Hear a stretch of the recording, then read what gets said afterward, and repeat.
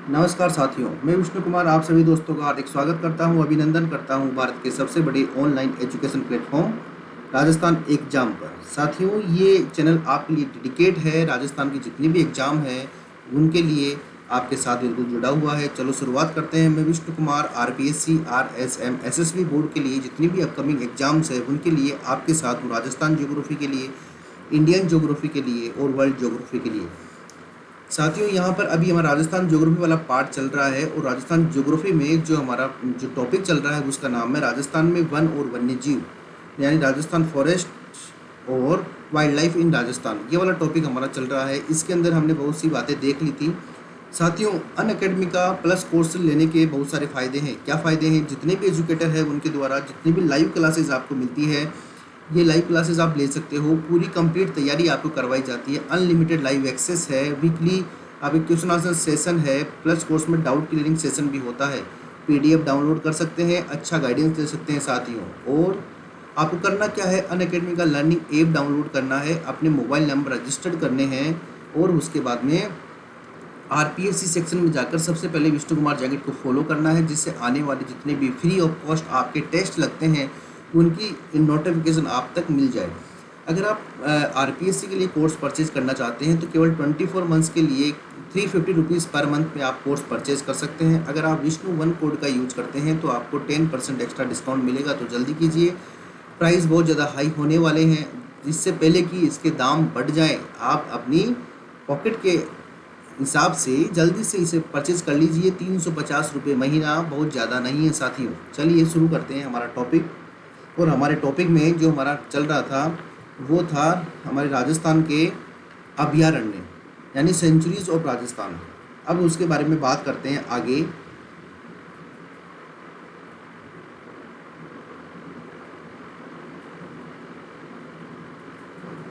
साथियों, कल हमने देखा था सीता माता अभयारण्य, इसके बारे में हमने चर्चा कर ली थी। उसके बाद में हमने देखा था कुम्भलगढ़ अभयारण्य, फिर सज्जनगढ़, फिर ताल छापर अभयारण्य, और उसके बाद में हमने देखा था राजस्थान के 4 बड़े और 4 छोटे अभयारण्य। अब साथियों, जल्दी से हम एक कवर कर लेते हैं एक चीज़ को। जितने भी हमारे अभयारण्य हैं इनमें से कुछ अभयारण्य बड़े ही महत्वपूर्ण हैं और उन महत्वपूर्ण अभयारण्यों में क्या इंपॉर्टेंट विशेषताएं हैं उस बारे में चर्चा कर लेते हैं। नंबर 1, शेरगढ़ अभयारण्य, जो आपके कहाँ पर है, 12 जिले में है और परवन नदी के किनारे है। इसे सांपों की शरण स्थली बोलते हैं। क्या बोलते हैं? रेस्क्यू पैलेस ऑफ स्नेक्स, यानी सांपों की शरण स्थली के नाम से जाना जाता है। यहाँ पर एक क्षेत्र है जिसका नाम है गमधर, जो कि राजा महाराजाओं के समय, यानी जब यहाँ पर रियासतें हुआ करती थी बिफोर द 1947, तब यहाँ पर साथियों गमधर एक क्षेत्र था जो शिकार के लिए बड़ा प्रसिद्ध माना जाता था। ऐसे ही नंबर 2, जयसमंद अभयारण्य। साथियों, ये अभयारण्य आपके उदयपुर में है और उदयपुर में जो है ये बगेरों के लिए प्रसिद्ध है। साथियों, किसके लिए प्रसिद्ध है? बगेरों के लिए प्रसिद्ध है। ये भेड़ियों के लिए प्रसिद्ध नहीं है साथियों। किसके लिए प्रसिद्ध है? बगेरों के लिए प्रसिद्ध है। और ये जो जयसमंद झील वाला एरिया है, इस झील को आप क्या बोलते हो? जलचरों की बस्ती बोलते हैं। ये वही झील है जहाँ जिस झील को ढेबर झील के नाम से भी जाना जाता है। ये वही झील है जहाँ पर 7 बड़े टापू हैं, जिसमें बड़े का नाम बाबा का भाखड़ा और छोटे का नाम प्यारी है। ये वही झील है जहाँ से आपके 2 नहर, एक का नाम है श्यामपुरा नहर और एक का नाम है भाट नहर, निकाली गई है और राजस्थान की सबसे बड़ी कृत्रिम रूप से बनाई हुई मीठे पानी की झील है साथियों। चलिए आगे बढ़ते हैं। ये किसके लिए प्रसिद्ध है? ये आपके बगेरों के लिए फेमस है। नंबर 3 बात करें, जवाहर सागर अभयारण्य। साथियों, आप जानते हो कोटा और जो आपका बूंदी वाला एरिया है वहाँ पर ये स्थित है और ये आपके लिए एलिगेटर्स के लिए फेमस है, यानी ये आपकी घड़ियालों के लिए प्रसिद्ध है। इस बात का विशेष ख्याल रहे, ठीक है। जो आपका जवाहर सागर अभयारण्य ये आपके कोटा में है, आपके बूंदी में है और कुछ हिस्सा जो है आपके झालावाड़ वाला क्षेत्र भी इसमें आता है। और ये जो जवाहर सागर अभयारण्य है ये आपके घड़ियालों के लिए प्रसिद्ध है और यहाँ पर कुछ फेमस जो है मंदिर भी है। एक का नाम है गरडिया महादेव, एक का नाम है गेपरनाथ। ये 2 महादेव के मंदिर हैं जो भी कई बार एग्जाम में पूछे गए हैं। इसमें से जो ये गरडिया महादेव है इसको तो एग्जाम में पूछा गया है आरपीएससी के द्वारा। हम आगे बात करते हैं। इसी जवाहर सागर अभयारण्य में एक डैम बना हुआ है जिसका नाम है कोटा। कोटा जो डैम है वो इसी अभयारण्य के अंदर बना हुआ है। आगे बात करते हैं हम बस्सी अभयारण्य की। तो बस्सी अभयारण्य कहाँ पर है? मैंने आपको बताया था कि चित्तौड़गढ़ के अंदर 2 अभयारण्य हैं, एक का नाम भैंसरोडगढ़ है और एक का नाम बस्सी है। तो साथियों, जो ये बस्सी अभयारण्य है बस्सी दो है राजस्थान में, एक आपके जयपुर के पास में है और एक आपके चित्तौड़गढ़ में है। तो ये जो बस्सी अभ्यारण्य है ये आपके चित्तौड़गढ़ में स्थित है और यहाँ पर जालेश्वर महादेव का मंदिर बड़ा ही प्रसिद्ध है साथियों।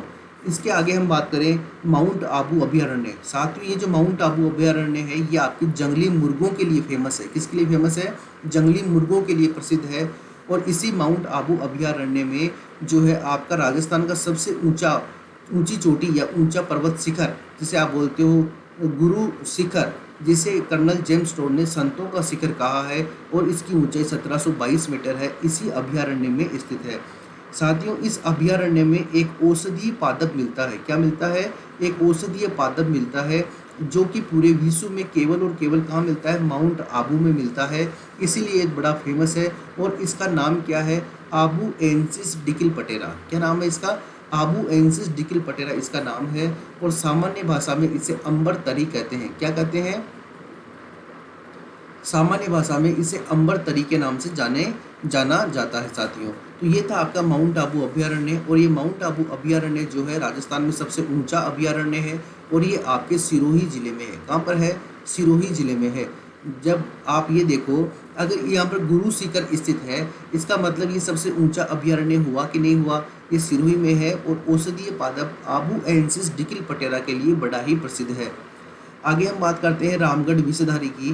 तो साथियों जो रामगढ़ विषधारी है ये आपकी बूंदी में है और बूंदी को आप जानते हैं बावड़ियों का शहर कहते हैं। ठीक है, बिल्कुल पहाड़ों से घिरा हुआ है। अच्छा, बहुत ही बेहतर है ये। और यहाँ पर जो है बाघों का जच्चा घर है। साथियों रामगढ़ विषधारी अभ्यारण्य जो बूंदी में है इसकी एक खास बात है। क्या खास बात है? कि ये टाइगर प्रोजेक्ट में शामिल नहीं है। यानी रामगढ़ विषधारी अभ्यारण्य आपके टाइगर प्रोजेक्ट में शामिल नहीं है, लेकिन फिर भी यहाँ पर जो है टाइगर और टाइग्रेस को घूमते हुए देखा जा सकता है साथियों। आप अगर एक बात नोट करो तो देखो, उत्तर में हम देखेंगे हमारा जो राजस्थान है इसका सवाई माधोपुर वाले एरिया में एक हमारे नेशनल पार्क है जिसका और टाइगर रिजर्व भी है, जिसका नाम क्या है? Ranthambore tiger reserve. हम जब साउथ ईस्ट में देखेंगे तो यहाँ पर एक मुकुंदरा टाइगर रिजर्व है। तो इन दोनों के बीच के अंदर आपके आता है आपके रामगढ़ विषधारी अभ्यारण्य, यानी रामगढ़ विषधारी सेंचुरी, जो कहाँ पर है? बूंदी में है। इसके अलावा देखते हैं रावली टोडगढ़। रावली टोडगढ़ जो सेंचुरी है ये आपके मुख्य रूप से अजमेर में है और इसके दोनों तरफ, एक तरफ इसके राजसमंद डिस्ट्रिक्ट है और एक तरफ इसमें जो आपके अजमेर डिस्ट्रिक्ट है। यानी 3 जिलों के अंदर फैला हुआ अभ्यारण्य है आपके रावली टाटगढ़। इसी रावली टाटगढ़ में एक टाटगढ़ नामक एक फोर्ट का निर्माण करवाया था, एक किले का निर्माण करवाया था। किसने करवाया था? राजस्थान के इतिहास के पिता, जिन्होंने annals and antiquities of Rajasthan वाली पुस्तक लिखी थी और उसके अंदर राजपूताना राजस्थान शब्द का पहले प्रयोग किया था। तो यही वो कर्नल जेम्स टोड है जिन्होंने यहाँ पर एक टाटगढ़ किला बनवाया है। कहाँ पर? रावली टाटगढ़ अभ्यारण्य में। और साथियों यहाँ पर गोरम घाट ट्रेन सफारी बड़ी प्रसिद्ध है। ट्रेन सफारी कौन कौन से घाट की ट्रेन सफारी? गोरम घाट और कमली घाट की ट्रेन सफारी यहाँ पर बहुत ज़्यादा फेमस है और ये आपके रावली टाटगढ़ में है, जो कि आपके अजमेर, पाली और राजसमंद में फैला हुआ है। इसके अलावा हम बात करें फुलवारी की नाल। फुलवारी की नाल अभ्यारण्य आप जानते हो राजस्थान की जो माउंटेन और फाउंटेन का शहर है, झीलों की नगरी है, राणा उदय सिंह के द्वारा 1559 के अंदर बसाई गई थी। उसका नाम है उदयपुर शहर, जहाँ पर आहड़ सभ्यता बसी हुई है और आहड़ सभ्यता वहाँ पर बेड़च नदी के किनारे है। इसे ही फुलवारी की नाल यहाँ पर क्या है? एक अभ्यारण्य है। और इस फुलवारी की नाल सेंचुरी से सोम नदी और एक मानस नदी और एक वाकल नदी जो है इसी सेंचुरी से प्रवाहित होती है, इसीलिए ये सेंचुरी बड़ी ही महत्वपूर्ण है। कई बार एग्जाम के अंदर पूछी गई है और आगे पूछी जा सकती है। अब हम बात करते हैं साथियों राजस्थान के बायोलॉजिकल पार्क। बायोलॉजिकल पार्क क्या होते हैं साथियों? बायोलॉजिकल जो पार्क होते हैं उन्हें आप बोलते हैं जैविक उद्यान। क्या बोलते हैं? जैविक उद्यान। यानी ऐसे पार्क होते हैं ये, इन पार्क के अंदर जो आपके वाइल्ड लाइफ है उसका तो संरक्षण किया जाता है, ठीक है ना। इसके अलावा इस वाले पार्क के अंदर इस प्रकार के रिसर्च होते हैं कि किस प्रकार से बायोडाइवर्सिटी को और अधिक मजबूत बनाया जाए और अधिक बेस्ट किया जाए, ठीक है ना। जीवों की संख्या किस प्रकार से बढ़ाई जाए, तो ये इस प्रकार के क्या होते हैं? रिसर्च होते हैं यहाँ पे जैविक उद्यान में, बायोलॉजिकल पार्क में, इसलिए ज़्यादा महत्वपूर्ण है। तो देखो साथियों राजस्थान के अंदर 5 बायोलॉजिकल पार्क की हम बात करेंगे। नंबर 1 बायोलॉजिकल पार्क है जिसका नाम है सज्जनगढ़। सज्जनगढ़ जानते हो आप उदयपुर में है और ये राजस्थान का पहला बायोलॉजिकल पार्क है और ये 2015 के अंदर बना था। ये देखो ये सज्जनगढ़ आपको दिखाई दे रहा है, यू कैन सी हियर ये राजस्थान का मैप है और यहाँ पर जो है आपके ऑस्ट्रेलिया के आकार का एक जिला है जिसे आप बोलते हो उदयपुर। और इसी उदयपुर के अंदर एक अभयारण्य भी है और एक नेस्ट आपके जो है बायोलॉजिकल पार्क भी है जिसका नाम क्या है, सज्जनगढ़ बायोलॉजिकल पार्क, जो कहाँ पर है, उदयपुर में है। कब बना था, 2015 में, और राजस्थान का जो है पहला ये आपके बायोलॉजिकल पार्क है।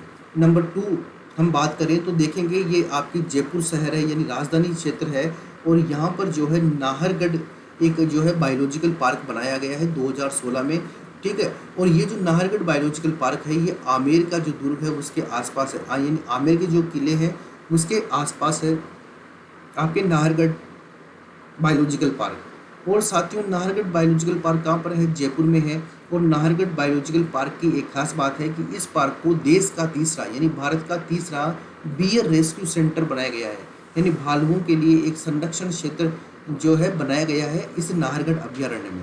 साथियों अगर आप न्यूज़पेपर पढ़ते हो, राजस्थान पत्रिका और दैनिक भास्कर, तब आपने अभी कुछ दिनों पहले पढ़ा होगा कि यहाँ पर एक नाहरगढ़ अभयारण्य में एक तो था बाहुबली, कौन था, बाहुबली, और एक था यहाँ पर देवसेना, ठीक है।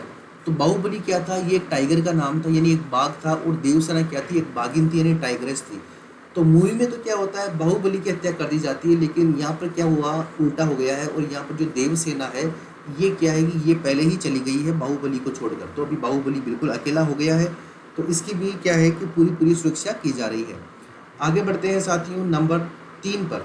नंबर 3 पर आप देख पाएंगे ये आपके जोधपुर वाला इलाका है, राव जोधा की नगरी है जोधपुर, नंबर 3। तो ये देखिए नंबर 3, यहाँ पर एक बायोलॉजिकल जो है पार्क बनाया गया है जिसका नाम है माचिया सफारी बायोलॉजिकल पार्क। क्या नाम है इसका, नाम है माचिया सफारी बायोलॉजिकल पार्क। ये कहाँ पर बनाया गया है, आपके जोधपुर में बनाया गया है, ठीक है। 3 हो गए। नंबर 4 की बात करें तो ये देखिए नंबर 4 के अंदर आप उत्तरी राजस्थान में श्री गंगानगर के नीचे वाला जो जिला है जिसका नाम है राव बीका की नगरी बीकानेर।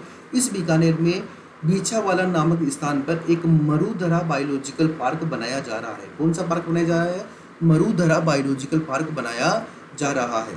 तो ये हो गए आपके 4। नंबर 5 देखते हैं साथियों। यहाँ पर एक जैविक उद्यान है, बायोलॉजिकल पार्क है, और इसका नाम है अभेड़ा बायोलॉजिकल पार्क। क्या नाम है, अभेड़ा बायोलॉजिकल पार्क या अभेड़ा जो है जैविक उद्यान। ये आपके कहाँ पर है, कोटा में है, और इसका भी क्या है, अभी निर्माण कार्य चल रहा है साथियों, ठीक है। तो अभी 3 आपके सज्जनगढ़, नाहरगढ़ और माचिया सफारी रनिंग पोजीशन में है, जबकि अभेड़ा जो कि कोटा में है और मरुधरा या जो कि बीछवाल बीकानेर में है, यहाँ पर अभी कंस्ट्रक्शन का काम ऑनगोइंग है। आगे हम बात करते हैं साथियों राजस्थान के जंतुवाले की। राजस्थान के जंतुवाले का मतलब है जू। साथियों कई बार प्रश्न पूछा जाता है कि राजस्थान का पहला जंतुवालय कौन सा था, तब आपको पता होना चाहिए राजस्थान का पहला जंतुवालय आपके जयपुर में है, ठीक है। और ये जो जयपुर जंतुवालय इसका नाम है, और ये 1876 यानी 1876 के अंदर इसकी स्थापना करी थी, और इसकी स्थापना करने वाले जो शासक थे उनका नाम था सवाई राम सिंह जी। सवाई राम सिंह ने बहुत अच्छे अच्छे कार्य किए थे, उसमें से एक कार्य आपके जो है वन और वन्य जीवों के संरक्षण के लिए एक जंतुवालय की स्थापना की। ये राजस्थान का पहला जंतुवालय था और राजस्थान का सबसे बड़ा जंतुवालय भी है, यानी अकॉर्डिंग टू अगर एरिया वाइज देखें तो भी आपके जयपुर का जो जयपुर जंतुवालय है ये राजस्थान का सबसे बड़ा जंतुवालय है क्षेत्रफल के हिसाब से, और राजस्थान का पहला जंतुवालय है। और साथियों अभी जो है ये जो जयपुर जंतुवालय है ये आपके मगरमच्छों के प्रजनन के लिए फेमस है, यानी यहाँ पर सबसे ज़्यादा महत्वपूर्ण क्या है, यहाँ पर सबसे ज़्यादा महत्वपूर्ण है क्रोकोडाइल। आपने देखा था घड़ियाल यानी एलिगेटर के लिए कौन प्रसिद्ध है, चंबल नदी एलिगेटर के लिए फेमस है, ठीक है ना। अब यहाँ पर देखो ये मगरमच्छ के लिए कौन फेमस है, जयपुर जंतुवालय, ठीक है ना। ये जयपुर जू है जिसकी स्थापना 1876 में सवाई राम सिंह जी ने की थी, ठीक है। तो यहाँ पर जो है ये मगरमच्छ का प्रजनन का काम जो कार्य है वो बड़ा अच्छे प्रगति पर है। चाहो अगर आप जयपुर में हो तो कभी विजिट करके देख सकते हो इसे। उसके बाद हम बात करते हैं गुलाब बाग की। देखो ये दिखाई दे रहा है आपको गुलाब बाग, ये आपके दक्षिणी राजस्थान के अंदर एक क्या है आपके आपके जो है एक जंतुवालय है यानी जू है। तो देखिए ये कहाँ पर है, आपके उदयपुर में है, उदयपुर में है। और इसकी स्थापना कब की गई थी, 1878 यानी 1878 में। अगर आपसे पूछे कि राजस्थान का दूसरा जंतुवालय यानी जू कौन सा है तो आपको बताना है गुलाब बाग। और गुलाब बाग कहाँ पर है, उदयपुर में है। और स्थापना कब हुई थी, 1878 यानी 1878 में इसकी स्थापना हुई थी। यानी राजस्थान का जो पहला आपके जंतुआलय था उसके 2 साल बाद में इसकी स्थापना हुई। और आपको जानकर बड़ी खुशी होगी, गुलाब बाग को, यानी गुलाब बाग जो आपके उदयपुर में है, इसको विश्व स्तरीय बर्ड पार्क बनाया जा रहा है। क्या बनाया जा रहा है? विश्व स्तरीय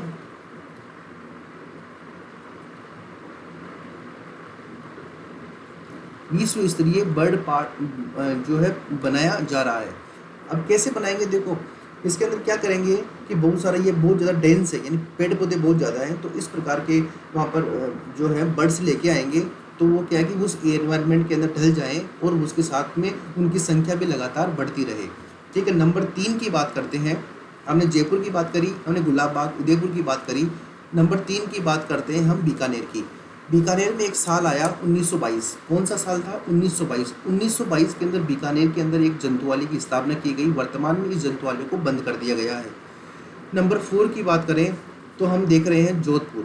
जोधपुर में देखिए एक 1936 यानी 1936 के अंदर एक जंतुआलय की स्थापना की गई, और वो जंतुआलय कहाँ पर है?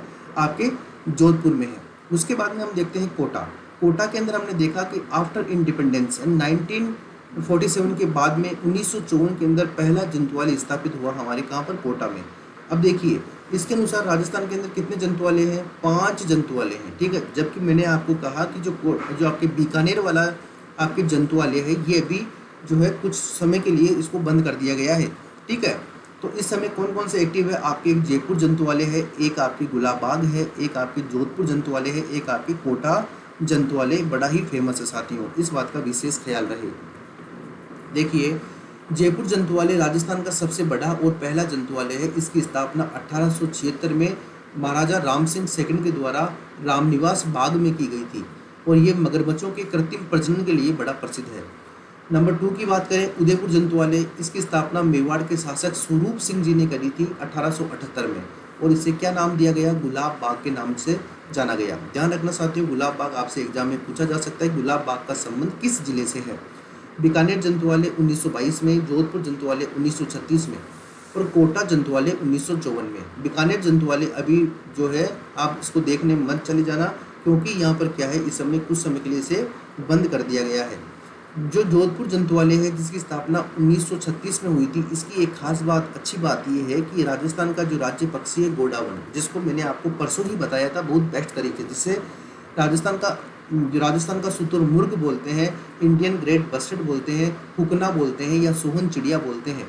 ठीक है, जो कि राजस्थान के अंदर 3 जगह, एक तो आपका है अजमेर सांकलिया अजमेर, एक आपका है सोरसन बारा, और एक आपका है पश्चिमी राजस्थान के अंदर जो जैसलमेर वाला इलाका है, जो आपके राष्ट्रीय मनु उद्यान वाला इलाका है, जो सेवण घास वाला इलाका है, वहाँ पर ये जो राजस्थान का राज्य पक्षी है ये पाया जाता है साथियों। अब देखते हैं आगे। तो ये तो हुआ आपके राजस्थान के 5 जंतुआलय और बायोलॉजिकल पार्क। अब हम बात करते हैं डियर पार्क की। डियर पार्क का क्या मतलब होता है? यानी हिरण, यानी मृगवन। ये मृगवन कितने हैं राजस्थान के अंदर? 7 मृगवन है। तो पहले तो इसी क्वेश्चन को आप याद रखना कि राजस्थान के अंदर कितने मृगवन है, तो राजस्थान के अंदर 7 मृगवन है, इस बात का विशेष ख्याल रहे। उसके बाद हम आगे देखते हैं। आगे आता है आपके जयपुर जिला। जयपुर जो जिला है इसके अंदर आपके देखिए यहाँ पर जयपुर जिले के अंदर 2 आपके डियर पार्क है। एक का नाम है अशोक मृगवन और दूसरे का नाम है संजय उद्यान। जो आपके अशोक मृगवन है जयपुर में, ये तो आपके जयपुर शहर में स्थित है, लेकिन जयपुर शहर से बाहर जब आप दिल्ली की तरफ चलेंगे तो एक जगह आएगी जिसका नाम है शाहपुरा। इस जगह पर एक डियर पार्क और बनाया गया है जिसका नाम क्या है? संजय उद्यान। तो अब आपको बात समझ में आई, जयपुर के अंदर कितने डियर पार्क हैं? 2। एक का नाम क्या है? अशोक मृगवन, और एक का नाम क्या है? संजय उद्यान। उसके जयपुर से थोड़ा नीचे चलते हैं तो आता है हमारे अजमेर। अजमेर को क्या बोलते हैं? भारत का क्या है? मक्का मदीना है, और राजस्थान का क्या है? हृदय। इस अजमेर में आपको पता है पुष्कर है, और वहीं पुष्कर पर पुष्कर मृगवन के नाम से एक डियर पार्क की स्थापना की गई है। इसके आगे देखो, जैसे ही आप अजमेर थोड़ा नीचे चलेंगे तो यहाँ पर आएगा भीलवाड़ा, और भीलवाड़ा के जस्ट नीचे आएगा चित्तौड़गढ़। ये देखो आप मैप में देख पा रहे होंगे। इस चित्तौड़गढ़ के अंदर भी एक डियर पार्क है, एक मृगवन है जिसका नाम है चित्तौड़गढ़ मृगवन। उसके बाद में आप चलो कहाँ पर, थोड़ा और नीचे, तब आपको पता लगेगा कि यहाँ पर एक उदयपुर नामक एक जगह है जिसका आकार ऑस्ट्रेलिया के आकार का है।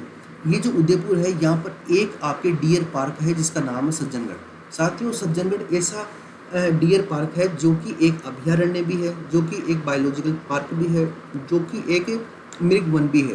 ठीक है ना, ये सज्जनगढ़ है आपका उदयपुर में। कभी जाओ सज्जनगढ़ तो देख के आना। यहाँ पर बांसदर्रा की पहाड़ी है, यहाँ पर जियोन सागर है, यहाँ पर टाइगर लेक है, यहाँ पर मानसून पैलेस है। बड़ा ही मनोरम दृश्य होता है यहाँ का। उसके बाद हम चलते हैं कहाँ पर, हमारे जोधपुर में। जोधपुर में देखिए दो हमारे डियर पार्क हैं। एक का नाम है माचिया सफारी। माचिया सफारी ये भी क्या है, आपके एक मृग वन है। और जो माचिया सफारी है ये आपके बायोलॉजिकल पार्क भी है। अभी मैंने आपको पिछली वाली स्लाइड के अंदर बताया था, याद रखना इसको। उसके बाद देखिए नंबर 7, ये है आपके अमृता देवी डियर पार्क, जो कहाँ पर है, आपके खेजड़ली गांव में है। और खेजड़ली विलेज कहाँ पर है, आपके जोधपुर में है। कहाँ पर है, जोधपुर में। यानी माचिया सफारी जोधपुर में हो गया, और अमृता देवी डियर पार्क भी कहाँ पर हो गया, आपके जोधपुर में हो गया। तो देखिए जयपुर में 2 हैं और जोधपुर में 2 हैं।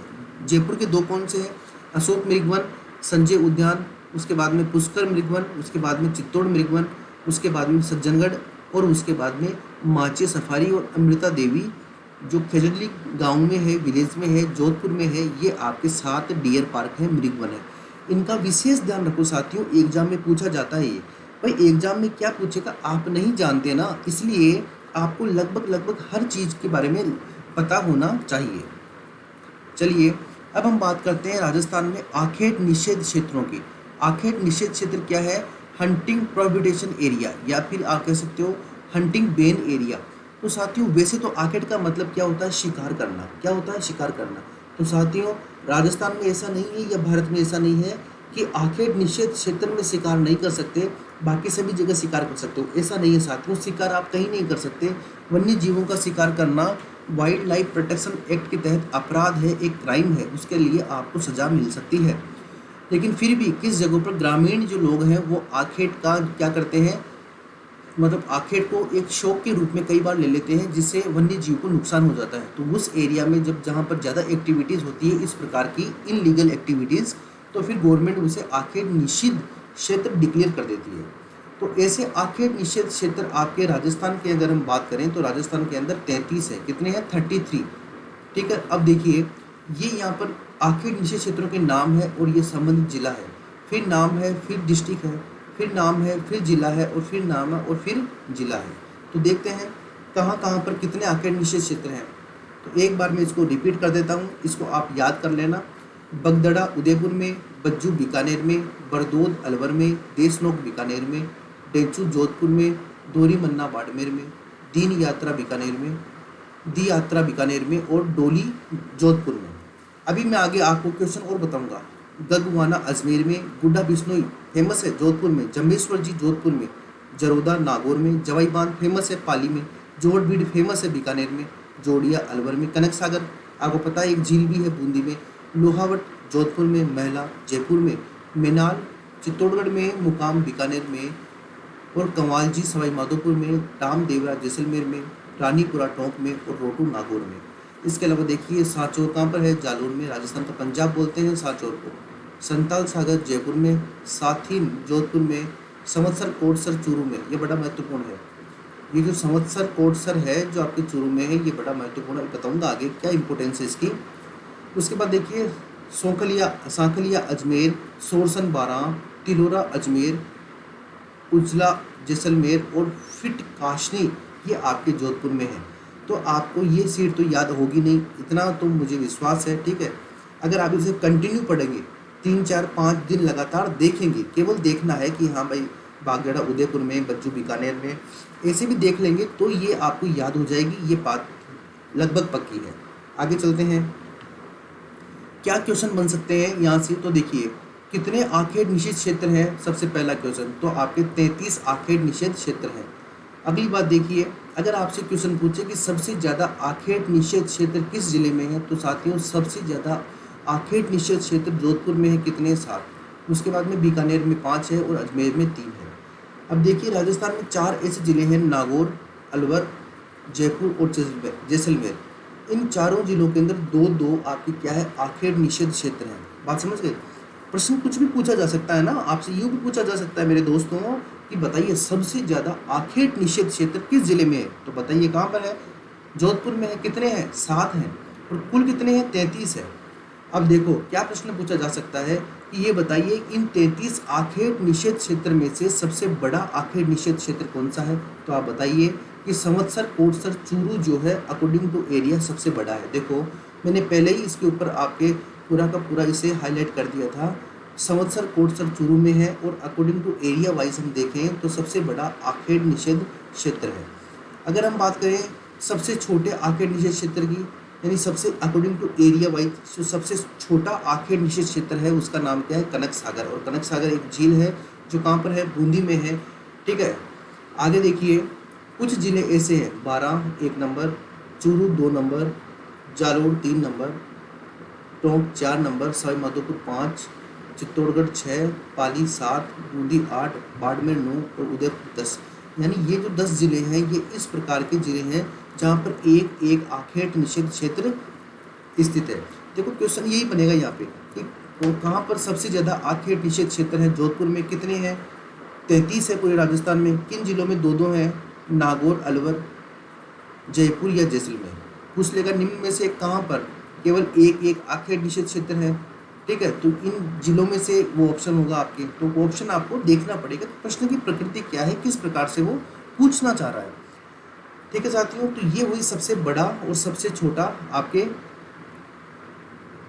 आखेट निषेध क्षेत्र। साथियों बड़ा ही महत्वपूर्ण टॉपिक है ये। ठीक है, तो आज हमने बहुत कुछ ये देखी है। आज हमने देखा है जो हमारे अभ्यारण्य है इनकी बेसिक बात। उसके बाद में हमने देखा है हमारे राजस्थान के जू का मतलब है राजस्थान के जो चिड़ियाघर है, जो जंतुआलय हैं, इनके बारे में हमने चर्चा करी है। बायोलॉजिकल पार्क देखा है और आखेट निषेध क्षेत्र के बारे में हमने चर्चा की है।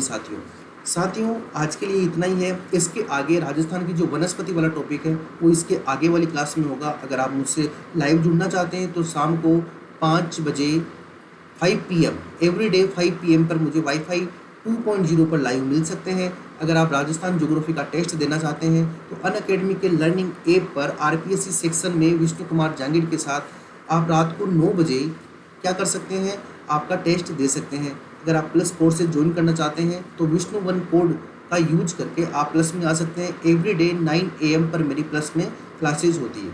तो ठीक है साथियों, आज के लिए इतना ही। अगर कुछ भी डाउट हो, दिक्कत हो, ठीक है, तो आप मुझे कमेंट करके बता सकते हो। मैं निश्चित तौर पे आपके साथ में जुड़ा रहूँगा साथियों। नमस्कार, स्वागत है आपका और आपकी तैयारी को लगातार आगे बढ़ाइए। RPSC के अंदर बिल्कुल मेंबर और चेयरमैन जो है आ चुके हैं। RPSC में 7 सदस्य होते हैं और एक चेयरमैन होता है। टोटल 8 सदस्य होते हैं। ठीक है, और ये पूरे की पूरी सीटें फिल हो चुकी है। तो अब जो आपके RPSC एक्टिव मोड में आ गई है तो आपको पीछे नहीं रहना है, आपको भी एक्टिव मोड में लगातार बने रहना है, जिससे आने वाली एग्जाम में आप अपना स्थान पक्का कर सको और ज़िंदगी को बड़े आराम से जी सको। ठीक है साथियों, नमस्कार, जय हिंद, जय भारत।